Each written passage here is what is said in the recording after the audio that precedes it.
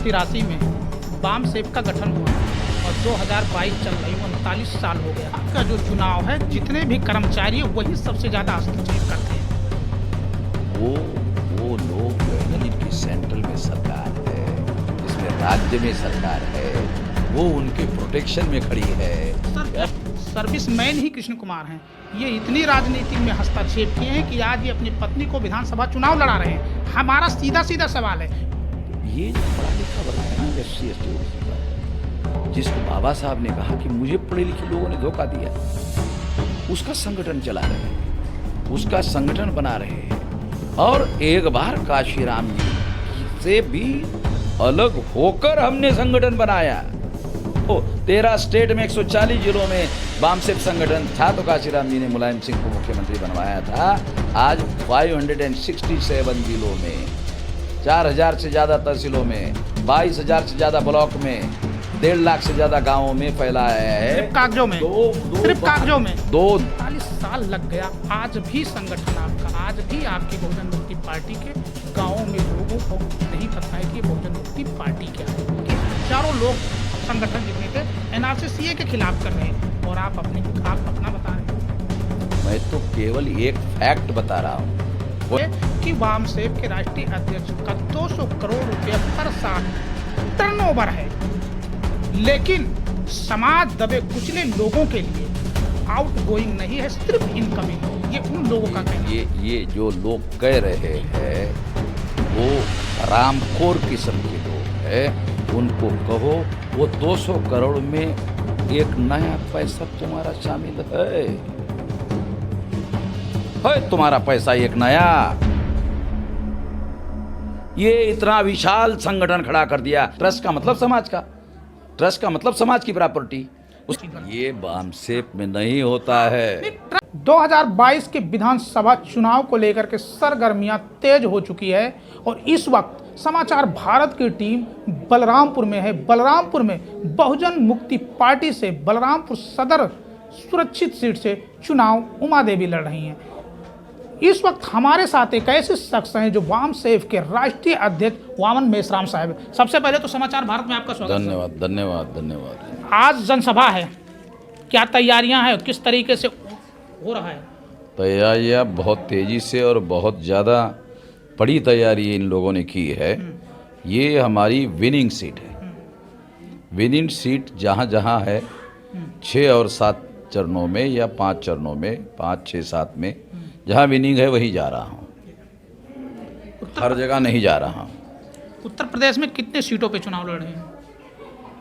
उत्तर प्रदेश में पहले गठबंधन की वजह से और गठबंधन बीच में टूटने की वजह से हम 403 पर चुनाव नहीं लड़ पाए। नहीं तो 403 पर हमारी परिवर्तन यात्रा ऑलरेडी जा चुकी थी। 403 पर हम चुनाव लड़ सकते थे, मगर अभी ये शायद 200-250 तक का आंकड़ा हो सकता है। इस वजह से थोड़ा लोगों के अंदर नकारात्मक भाव आ गया और इस वजह से सीटें हम लोग कम लड़ रहे हैं। बिहार के तरीके से यहाँ भी सफाया होगा 2022 में कि कोई प्रत्याशी चुनाव जीत करके विधानसभा जाएगा? हम लोगों की लंबी लड़ाई है और इस लड़ाई में 3 तरीके से हम लड़ाई लड़ रहे हैं। एक लड़ाई है जन आंदोलन की, जो चुनाव के पहले भी हम लड़ रहे हैं, चुनाव के दौरान भी ये लड़ाई लड़ रहे हैं, चुनाव के बाद दूसरे राजनीतिक दल के लोग आराम करने चले जाएंगे और हम जंगे मैदान में रहेंगे। तो हम लोग किसी राजनीतिक दल के सदस्य ही नहीं हैं। हमने तो राजनीति में, चुनाव में हस्तक्षेप करने का काम किया है और ये हस्तक्षेप हमारे व्यापक जन आंदोलन के रणनीति का हिस्सा है। हम ये लड़ाई मैदान में भी और विधानसभा में भी पहुंचाना चाहते हैं और विधानसभा के अंदर जो नियंत्रणकारी शक्तियां हैं उसको अंदर से भी कमज़ोर करना चाहते हैं, तब जाकर हमारा जन आंदोलन आगे बढ़ेगा। 1983 में बामसेफ का गठन हुआ, रजिस्ट्रेशन हुआ, 2022 चल रही 39 साल हो गया। आप लंबे रेस की घोड़ा कर रहे हैं। 39 साल क्या लंबा रेस नहीं होता। 39 साल में आपका जो संगठन है 2012 में बहुजन मुक्ति पार्टी का गठन हुआ, रजिस्ट्रेशन हुआ। क्या 39 साल में आपके कार्यकर्ता, आपके 1983 गठन, किसने बताया? सर हमको सर ठीक है, 1983 में गठन हुआ। गलत 1987 में डाटा के लिए, हाँ। 1983 में रजिस्ट्रेशन, 87 से काम शुरू हुआ। ये हुआ, यही है, ठीक। अब ठीक मैं पहले भी ठीक था, लेकिन नहीं, डाटा ठीक करें। मैं आपको ठीक करने की बात नहीं, डाटा ठीक करने, डाटा की मैं बात कर रहा हूँ। पत्रकारों को डाटा के बारे में, मैं डाटा की बात, 1983 में गठन हुआ, 87 से काम चालू हुआ। ये है जो रजिस्ट्रेशन जब हुआ, उसी से मैं जोड़ रहा हूँ। 39 साल हुआ।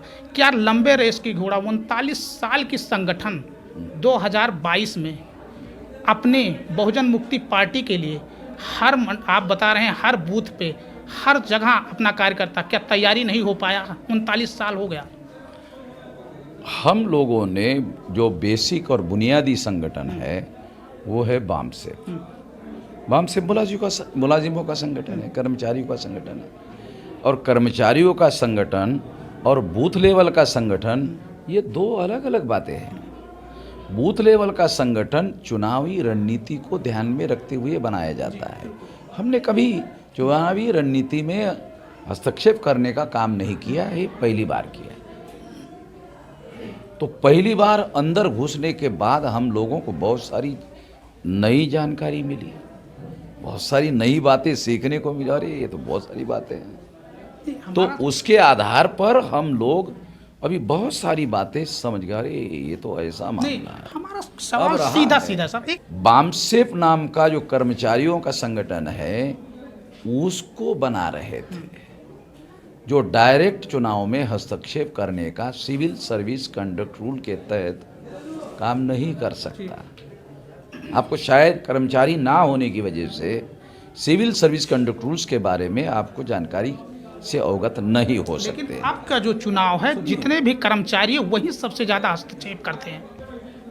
वो लोग जो है ना, जिनकी सेंट्रल में सरकार है, जिसमें राज्य में सरकार है, वो उनके प्रोटेक्शन में खड़ी है। सर जहां आप बैठे हैं, अरे सर जहां आप बैठे हैं, कृष्ण कुमार पासवान एक सर्विसमैन है। आप कह रहे हैं कि जो सर्विसमैन हो वो राजनीति में हस्तक्षेप नहीं करते हैं। सर्विसमैन ही कृष्ण कुमार हैं। ये इतनी राजनीति में हस्तक्षेप किए हैं कि आज ये अपनी पत्नी को विधानसभा चुनाव लड़ा रहे हैं। हमारा सीधा सवाल है, 29 साल सिंपल ये कह रहे, ये जो पासवान है, अगर ये मंच पर अपने पत्नी का ओपनली प्रचार कर रहा है नहीं, तो ऐसा कुछ बात बताओ। अंडरग्राउंड अपनी मर्यादा क्या है? संगठन बनाओ, जागृति फैलाओ, लोगों को तैयार करो, और फिर समाज तैयार होगा, आंदोलन भी होगा और चुनाव भी होगा। तो ये जो पढ़ा लिखा वर्ग है ना, SC ST OBC का, जिसको बाबा साहब ने कहा कि मुझे पढ़े लिखे लोगों ने धोखा दिया, उसका संगठन चला रहे हैं, उसका संगठन बना रहे हैं। और एक बार काशीराम जी से भी अलग होकर हमने संगठन बनाया। ज़्यादा डिफ़िकल्ट परिस्थिति में हम लोगों ने इस मूवमेंट को 13 स्टेट में 140 जिलों में बामसेफ संगठन था, तो काशीराम जी ने मुलायम सिंह को मुख्यमंत्री बनवाया था। आज 567 जिलों में, 4000 से ज़्यादा तहसीलों में, 22,000 से ज़्यादा ब्लॉक में, 1.5 लाख से ज्यादा गांवों में फैलाया है। सिर्फ कागजों में, सिर्फ कागजों में दो बार भारत बंद किया, कागजों में दो बार भारत बंद किया। कागज में भारत बंद होता तो सबसे ज्यादा अकड़ू प्रधानमंत्री जो है वो संसद के अंदर 13 पॉइंट रोस्टर रद्द करके 200 पॉइंट रोस्टर लागू कर देता। अगर ये कागज में होता संसद की कार्रवाई। आपका डाटा थोड़ा दुरुस्त कर लो। सुनिए, 5 साल बनाम 39 साल, 5 साल में आपकी संगठन 39 साल हो गया। आप कहते हैं कि लंबे रेस की घोड़ा है। आप कहते हैं कि हमारे संगठन में सिर्फ कर्मचारी, पढ़े लिखे, शिक्षित वर्ग जुड़े हैं। वही मेरे बामसेफ की आप ही की पढ़े लिखे शिक्षित वर्ग के कर्मचारी कहीं राजनीतिक में हस्तक्षेप करते हैं, इंटरनल या इंटरनल में करते हैं। लेकिन 39 साल लग गया, आज भी संगठन आपका, आज भी आपकी बहुजन मुक्ति पार्टी के गांवों में लोगों को नहीं पता है कि ये बहुजन मुक्ति पार्टी क्या है, बॉम सेफ क्या है। वही 5 साल में भीम आर्मी का बात है, 5 साल में वो पूरे भारत में हर गांव, हर तहसील, हर लोग जानते हैं कि भीम आर्मी क्या है। कहाँ दोनों में कमियां हैं, कहाँ दोनों में चूक है। एक 39 साल बनाम 5 साल। आपसे सर, इसीलिए वो मेरे को 10-10 बार टेलीफोन करता है कि मैं आपके साथ गठबंधन करना चाहता हूँ। मैं नहीं करता उसको टेलीफोन, ये पता है कि वेरीफाई करवा दे। इंटरव्यू में पूछ लेंगे, अभी जरूर पूछ लेना। गोरखपुर से इंटरव्यू लेके आए, फिर दोबारा पूछ हमने लेंगे। उसको गोरखपुर में समर्थन दे दिया।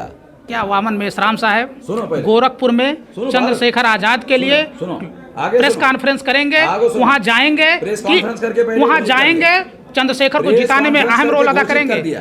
कहता हूं अच्छा, कि चंद्रशेखर वहां से भाग मत जाना, जैसे नरेंद्र मोदी के दौरान भाग गया था। तेरे को मेरा समर्थन है, पूरा समर्थन है। और पत्रकार ये पूछ रहे हैं कि 10-10 बार तुम मुझे टेलीफोन नहीं कर रहे थे, तो मैं बोल रहा हूं पत्रकारों को कि कर रहे थे कि नहीं कर रहे थे। मेरे को ही नहीं, चौधरी विकास पटेल को भी। बाम सेफ के राष्ट्रीय अध्यक्ष आप हैं। बाम सेफ से भी लोग निकल करके लगभग 15 बाम सेफ ऐसे संगठन बन गए हैं, क्या कारण है? बाम सेफ के राष्ट्रीय अध्यक्ष है वामन मिश्रा, तो कुर्सी मेरे पास नजदीक ले आए, कहा कि सुना है बाम सेफ 2-2 है। वो कह रहे थे, मैंने कहा आपको जानकारी नहीं है, कम जानकारी है, 4-4 है। हाँ, आप हमें नहीं जानते हैं। उनको हमने कहा आप कह रहे हैं 2-2, ये सोचकर कि हम इस बात से डिमोरलाइज हो जाएंगे, तो आपको बता देता हूं आपकी जानकारी गलत है, 4-4 है। और आगे हमारा संगठन 99.99 एरिया में काम करता है। 0 0 0 0 0 0 0 0 9 0 के बाद 1 वहाँ दूसरे लोग करते हैं। अब आप 0 गिनती करो। 0 0 0 और 0 ही रहेगा कि उसके 1 पॉइंट दशमलव आएगा, 1 पॉइंट आएगा कुछ। अमित शाह और नरेंद्र मोदी को जब 29 जनवरी 2020 के पहले डेली CAA बोलते थे, बोलती बंद कर दिया। अभी ए मुसलमान आदमी इधर बोल रहे क्या अभी CAA? आप एनआरसी बंद किया कि नहीं? सर एक आप एनआरसी की बात करते हैं कि बाम सेफ ने आंदोलन किया, CAA के खिलाफ आंदोलन किया। भीम आर्मी कहती है CAA एनआरसी के खिलाफ हमने किया। हाथरस बेटी के साथ गैंग रेप हुआ, हत्या हुआ, वहाँ कोई नहीं गया, मैं रात में गया, वहाँ मैं लाठियाँ खाया, NSA लगा, सारी चीज़ें मैंने किया। एक ही संगठन नहीं किया। उसमें बता रहे हैं कि हजारों लोग संगठन जितने थे एनआरसी CAA के खिलाफ कर रहे हैं, और आप अपना बता रहे हैं। मैं तो केवल एक फैक्ट बता रहा हूँ। कौन सा? कि CAA के पहले, हाँ भाई, बोलो मत। CAA के पहले, आप पत्रकार है तो CAA के पहले नेशनल लेवल का सबसे बड़ा आंदोलन शाहीन बाग आंदोलन था। हाँ भाई अजीत, जानते हो ना, डाटा सही रखना चाहिए, मैं सारे देश जानता हूँ ना। पहले नंबर का आंदोलन शाहीन बाग का था। शाहीन बाग के नेताओं को मैंने कहा, आपको तो छोड़ दो, शाहीन बाग के नेताओं को कहा, आपकी वजह से, मुसलमानों की वजह से हिंदू मुसलमान का मामला देश भर में बढ़ रहा था, इसलिए CAA बंद नहीं हुआ। जब मैंने SC ST OBC के लोगों को मैदान में उतारा, जब मुसलमान ही मुसलमान शाहीन बाग में हो रहे थे और सारे देश भर में शाहीन बाग आंदोलन मुसलमान ही चला रहे थे, तो हिंदू मुसलमान का मामला तुम्हारे आंदोलन ने पैदा किया। तो तुम तो आरएसएस बीजेपी को मजबूत कर रहे थे, तो जब तक मजबूत हो रहा था तो उनका तो डेली अखबार में आता था। मैंने भारत बंद किया, सालों ने एक बार भी अखबार में नहीं दिया, मगर अभी तक उसका रूल फ्रेम नहीं कर पाए। 6वें नंबर पर किसी को खबर तक नहीं होगी, आपको भी खबर नहीं होगी, संसद में लिख कर दिया कि जो कानून पास हुआ उसको 6 महीने और रूल बनाने के लिए हमें समय दिया जाए। मैंने चेतावनी दी कि यदि तुमने ये कानून लागू किया तो भारत बंद फिर करूंगा, ध्यान रखना, और SC ST OBC की मदद से करूंगा। मुसलमान को अपील भी नहीं करूंगा इस आंदोलन में सहभागी हो जाओ। क्यों? क्योंकि आसाम में 19,48,000 में से 14,48,000 SC ST OBC के लोगों को नागरिकता के अधिकार से वंचित किया। केवल 5 लाख लोगों को आसाम में ये किया। और अभी कल परसों RTI में होम मिनिस्ट्री ने बताया 1,006 लोगों के पास ही डाटा नहीं है। अमन मेश्राम साहब वाम सेब के राष्ट्रीय अध्यक्ष हैं, उनके भी 5 संगठन नहीं है। संगठन सिर्फ कर्मचारियों का है जो इनकम लेना हो, ठीक, लेकिन आउट गोइंग समाज के लिए नहीं करना। बता रहे थे कि वाम सेब के राष्ट्रीय अध्यक्ष का 200 करोड़ रुपया पर साल टर्नओवर है, लेकिन समाज दबे कुचले लोगों के लिए आउट गोइंग नहीं है, सिर्फ इनकमिंग है। ये उन लोगों का कहना है। ये जो लोग कह रहे हैं वो हरामखोर किस्म के लोग हैं। उनको कहो वो 200 करोड़ में एक नया पैसा तुम्हारा शामिल है तुम्हारा पैसा एक नया। ये इतना विशाल संगठन खड़ा कर दिया, 13 पॉइंट रोस्टर। साले मास्टरों को पूछो तो उसकी औकात है क्या मास्टरों को 13 पॉइंट रोस्टर खत्म करने की? वामन मेश्राम ने खत्म करवाया ना, किसका फायदा हुआ? समाज का कि वामन मेश्राम का? वामन मेश्राम ने अपने बाप दादा की जो पैतृक संपत्ति थी वो भी आंदोलन को दान कर दिया स्टैम्प पेपर पर लिख के। और चुनौती देता हूं, वामन मेश्राम का कोई 10 बाय 10 का झोपड़ा साले दिखा दे, नगर पालिका में रजिस्टर है, झोपड़ा, घर तो बहुत दूर की बात है। रजिस्टर करने की क्या जरूरत है?